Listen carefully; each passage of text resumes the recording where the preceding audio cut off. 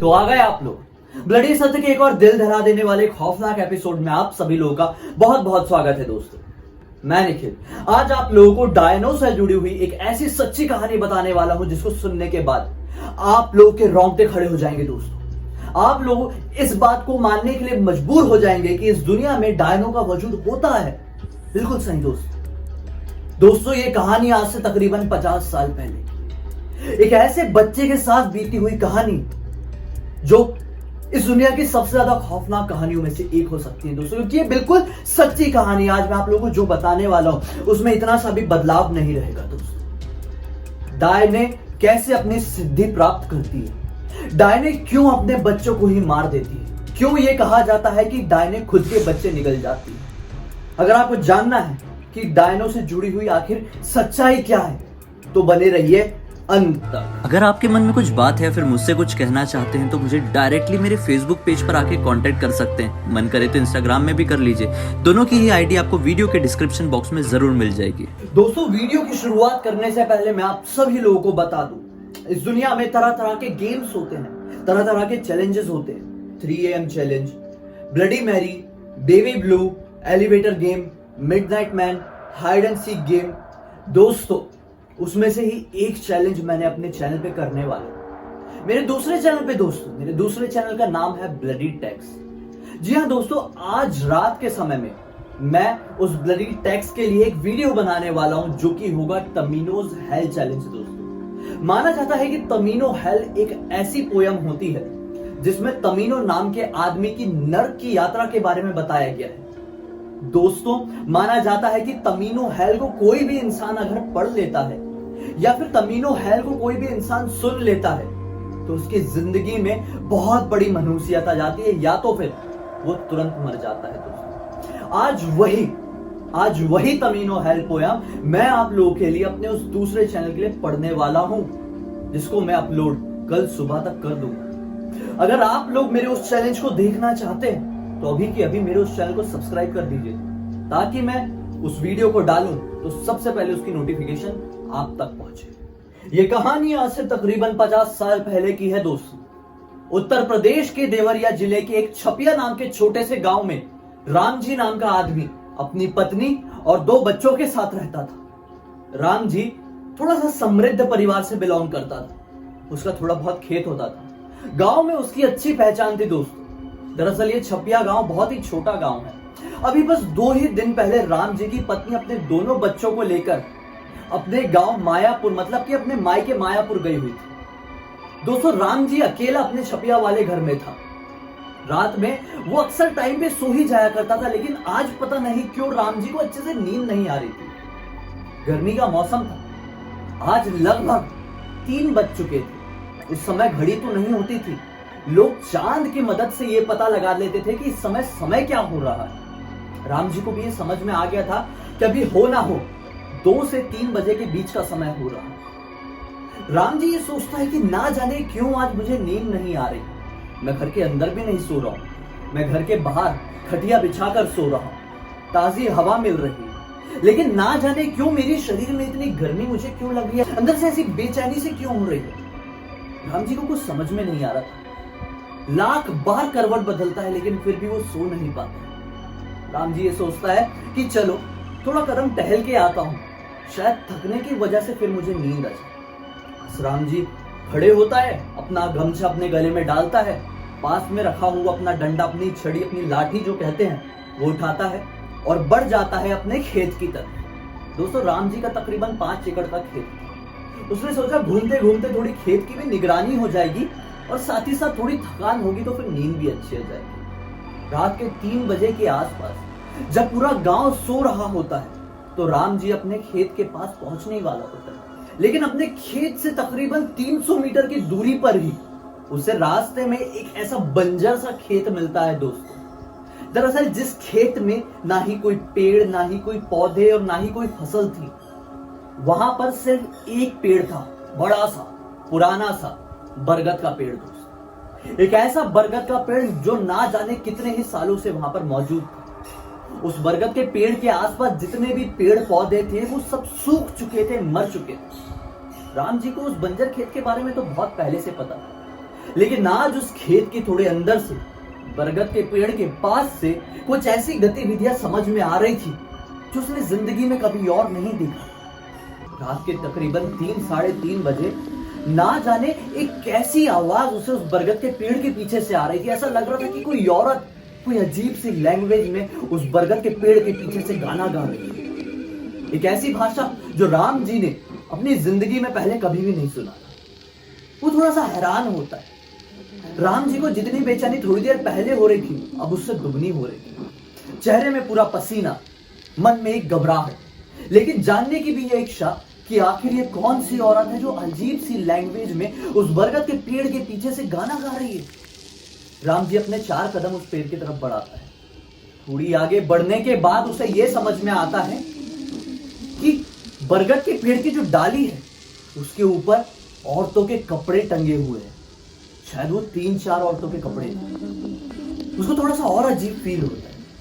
अब वो गाने की आवाज और जोर जोर से आने लगी, क्योंकि राम जी अब उस बरगद के पेड़ के और नजदीक पहुंच चुका है। राम जी को यह समझ में आता है कि वहां पे एक औरत नहीं बल्कि 4-5 या हो सकता है उससे ज्यादा भी औरत है। राम जी के मन में घबराहट होती है, क्योंकि वो आवाज अब बढ़ती चली जा रही थी। एक ऐसा गाना वो लोग गा रहे थे जो उसने जिंदगी में भी नहीं सुना।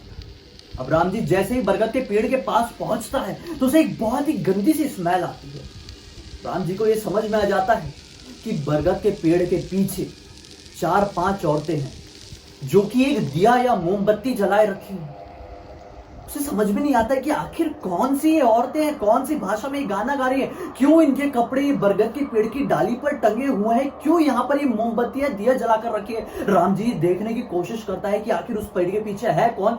हिम्मत करके पेड़ की दूसरी तरफ से झांक कर देखता है तो क्या पाता है, 5 औरतें अपने बाल पूरे खोलकर, लंबे लंबे बाल, लगभग इतने बाल, वहां पर नाच रही है। उनके माथे पर इतना बड़ा काला टीका लगा, अजीब सी लैंग्वेज में गाना गा रही है, गंदी तरह से नाच रही है, गंदे हाव भाव कर रही है। वो दिखने में इतनी ज्यादा खौफनाक लग रही है, शायद इतनी खौफनाक औरतें उसने अपनी जिंदगी में भी नहीं देखा था। पसीना पसीना हो चुकी हैं वो औरतें, लेकिन जितना उन औरतों को पसीना आ रहा था उससे कई ज्यादा पसीना राम जी को आ रहा था, क्योंकि राम जी ने ये खौफनाक मंजर अपनी जिंदगी में कभी एक्सपेक्ट भी नहीं किया था और ना ही कभी देखा था।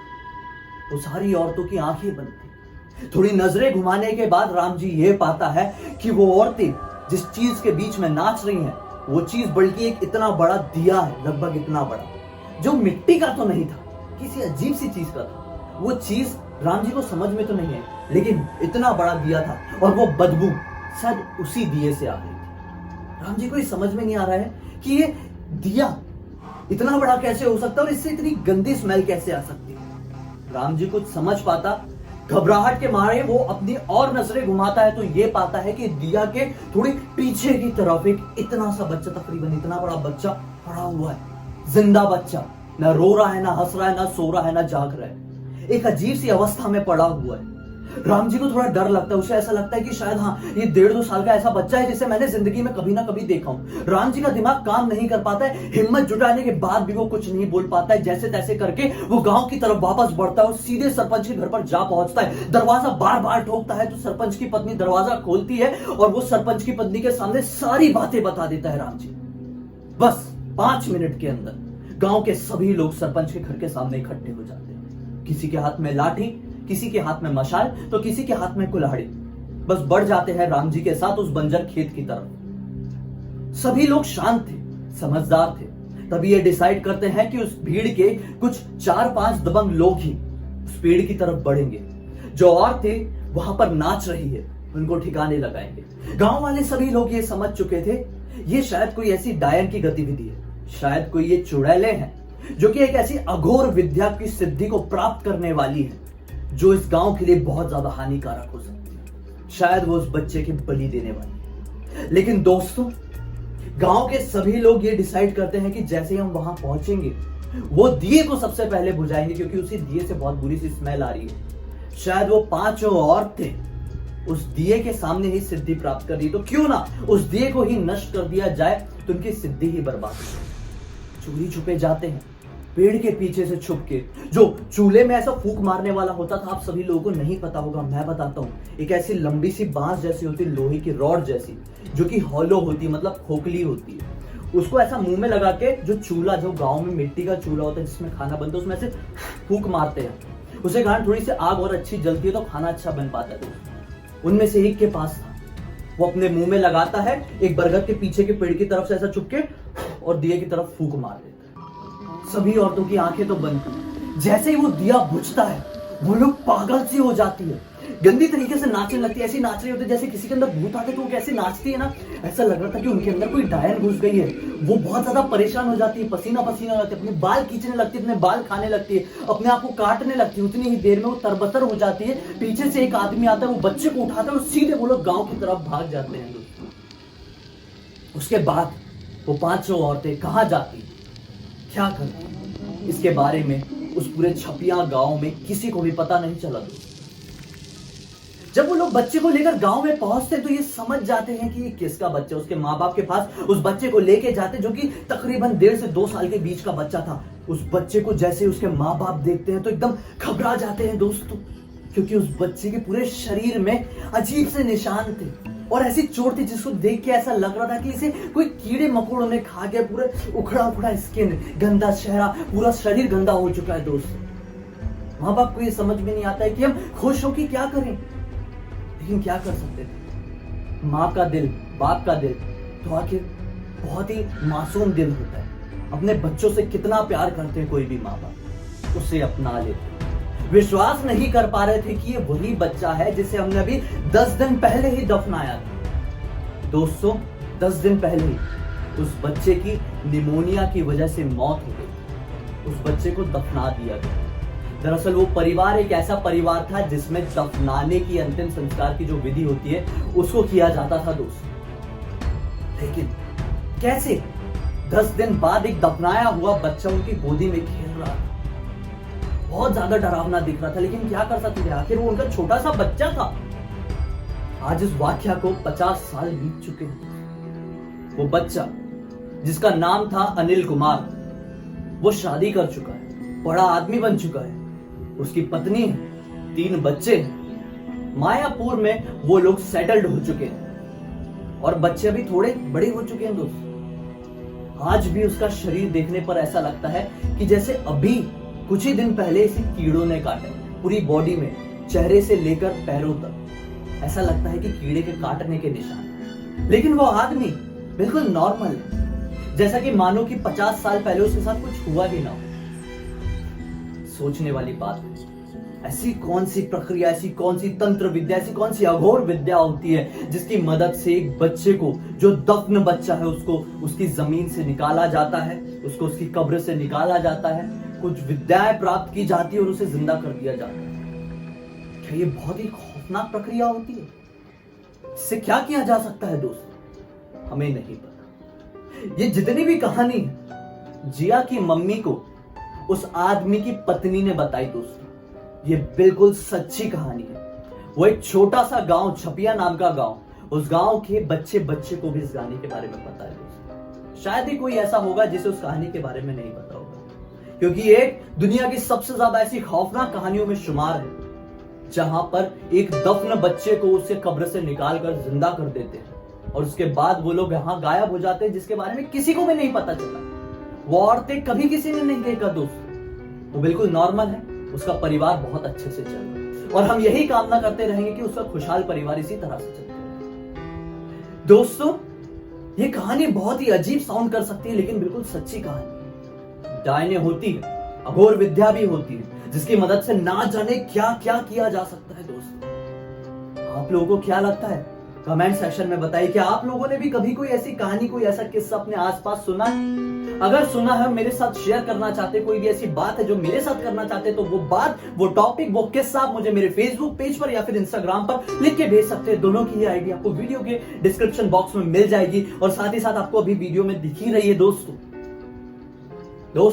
मेरे ब्लडी टेक्स्ट चैनल को चेक करना बिल्कुल भी मत भूलिए, क्योंकि आज मैं तमीनो हेल पोयम रीड करने वाला हूं, जो कि एक श्रापित पोयम है दोस्तों, सिर्फ आप लोगों के लिए। कल मैं अपलोड कर दूंगा उसको, चेक करना बिल्कुल भी मत भूलिए। इस वीडियो को ज्यादा से ज्यादा शेयर कर दीजिए ऐसे लोगों के साथ जिन्हें ये तंत्र विद्या, गौर विद्या, चुड़ैल, डायने और ये जो बच्चों की बलि होती है उसके ऊपर विश्वास नहीं होता। शायद इस वीडियो की मदद से उन्हें ये समझ में आ जाए कि हाँ, छोटे छोटे गांव में अपने बच्चों को संभाल कर रखना चाहिए, ऐसे लोगों से बच के रहना चाहिए। अगर कोई ऐसा दिखाई दे तो उनके खिलाफ एक सख्त कदम उठाना चाहिए दोस्तों। अगर नहीं उठाया गया तो आपके साथ, उनके साथ कुछ भी हो सकता है। दोस्तों, जाते जाते मेरे इस चैनल को सब्सक्राइब कर देना और हाँ, बेल आइकॉन को जरूर दबा देना ताकि मैं अगली बार से जब भी आऊंगा तो उसकी नोटिफिकेशन सबसे पहले आपको ही मिलेगी। तो चलिए, कल फिर से मिलते हैं। बहुत बहुत धन्यवाद।